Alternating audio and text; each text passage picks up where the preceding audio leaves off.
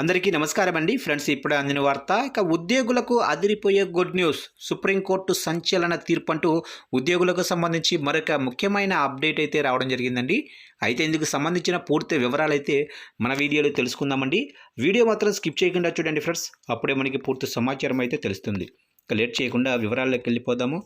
ఇక 1923 నాటి ఉద్యోగుల పరిహార చట్టం కింద ఉద్యోగులు మరియు వారి కుటుంబాలకు పరిహారం పొందే హక్కు ఉంటుందని సుప్రీంకోర్టు సంచలన తీర్పు ఇచ్చింది. ఇక పని సమయంలో జరిగే ప్రమాదాలకు మాత్రమే కాకుండా కార్యాలయానికి వెళ్ళేటప్పుడు మరియు తిరిగి వచ్చేటప్పుడు జరిగే ప్రమాదాలకు కూడా పరిహారం ఇవ్వాలని సుప్రీంకోర్టు కీలక తీర్పు వెలువరించింది. కార్మికుల హక్కులు మరియు సామాజిక సంక్షేమాన్ని కాపాడే పరిధిని విస్తరిస్తూ జస్టిస్ మనోజ్ మిశ్రా మరియు జస్టిస్ కేవి విశ్వనాథన్ నేతృత్వంలోని ధర్మాసనం ఈ తీర్పు ఇచ్చింది. ఈసీ చట్టంలోనే సెక్షన్ 3లో ఉన్న ఉద్యోగుల వల్ల మరియు ఉద్యోగ సమయంలో జరిగిన ప్రమాదం అనే పదాన్ని ప్రయాణ ప్రమాదాలను కూడా చర్చించడానికి విస్తృతంగా అర్థం చేసుకోవాలని ధర్మాసనం అభిప్రాయపడింది. ప్రమాదం జరిగిన సమయం, స్థలం, పరిస్థితులు మరియు ఉద్యోగం మధ్య స్పష్టమైన సంబంధం ఉంటే ఇది వర్తిస్తుంది. ఇక జస్టిస్ విశ్వనాథన్ రాసిన ఈ తీర్పు ఒక చక్కెర కర్మాగారంలో కాపలాదారుగా పనిచేసే వ్యక్తి విధులకు వెళ్ళేటప్పుడు మరణించిన కేసులో ఇవ్వబడింది. ఈ ఉదారమైన వ్యాఖ్యానం భారతదేశంలోని లక్షలాది మంది కార్మికులకు, ముఖ్యంగా ఉద్యోగుల రాష్ట్ర బీమా పథకం పరిధిలోకి రాని వారికి సామాజిక భద్రతను విస్తరించడంలో ఒక ప్రగతిశీల చర్య.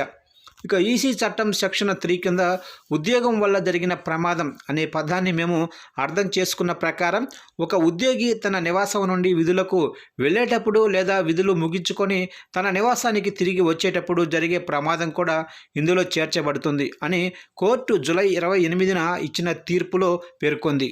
ఇక ఈ వ్యాఖ్యానం యొక్క ప్రయోజనం ప్రమాదం జరిగిన సమయం, స్థలం, పరిస్థితులు మరియు ఉద్యోగం మధ్య స్పష్టమైన సంబంధాన్ని చూపించడంపై ఆధారపడి ఉంటుందని కోర్టు స్పష్టం చేసింది.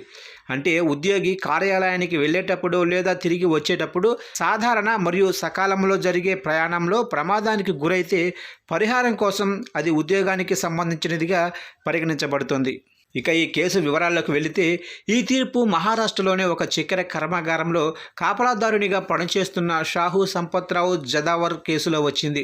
ఇక ఏప్రిల్ 22, 2003న ఆయన షిఫ్ట్ ఉదయం 3 గంటల నుండి 11 గంటల వరకు ఉంది. ఉదయాన్నే పనికి వెళ్తుండగా కర్మాగారం నుండి సుమారు 5 కిలోమీటర్ల దూరంలో ఆయన మోటార్ సైకిల్కు ఘోర ప్రమాదం జరిగింది. ఈ ప్రమాదంలో ఆయన మరణించారు. ఆయన భార్య, 4 పిల్లలు మరియు తల్లి ఉన్నారు. ఇక ఉస్మానాబాద్లోని కార్మికుల పరిహారం మరియు సివిల్ జడ్జి ఈసీ చట్టం కింద దాఖలు చేసిన దావాను అనుమతించారు. ఇక ఆయన 3,26,140 పరిహారాన్ని 12% వార్షిక వడ్డీతో పాటు విధించారు. ఇక యజమాని బీమా కంపెనీ మొత్తం పరిహారంలో 50% జరిమానాగా చెల్లించాలని ఆదేశించారు. అయితే బాంబే హైకోర్టు ఈ తీర్పును రద్దు చేసింది. ప్రమాదం కర్మాగారం ఆవరణ బయట జరిగిందని, కాబట్టి అది ఉద్యోగం వల్ల జరిగినట్లు చెప్పలేమని హైకోర్టు తీర్పిచ్చింది. ఇక హైకోర్టు తీర్పును పక్కన పెట్టిన సుప్రీంకోర్టు కమిషనర్ తీర్పును పునరుద్ధరించింది. సందర్భోచిత సంబంధం ఉన్నట్లయితే పనికి చేసే ప్రయాణం కూడా ఈసీ చట్టం కింద ఉద్యోగంలో అంతర్భాగంగా ఉండవచ్చని పునరుద్ఘాటించింది. కోర్టు 2010లో ప్రవేశపెట్టిన ఈఐసీ చట్టం సెక్షన్ 51E నుండి ఈ వ్యాఖ్యానాన్ని తీసుకుంది.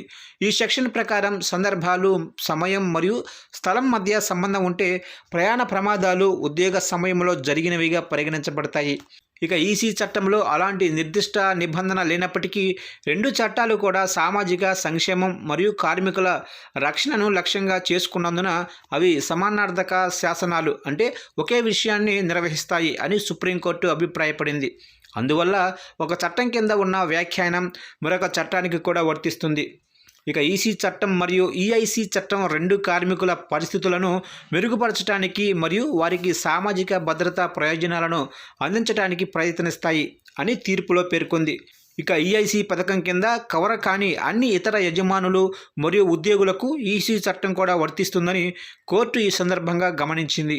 ఇక ఈసీ చట్టం ఒక సామాజిక సంక్షేమ చట్టమని పునరుద్ధరించడానికి Jaya Biswal versus IFFCO Tokyo general insurance company కేసులో 2016లో ఇచ్చిన తన సొంత తీర్పును కోర్టు ఉదాహరించింది.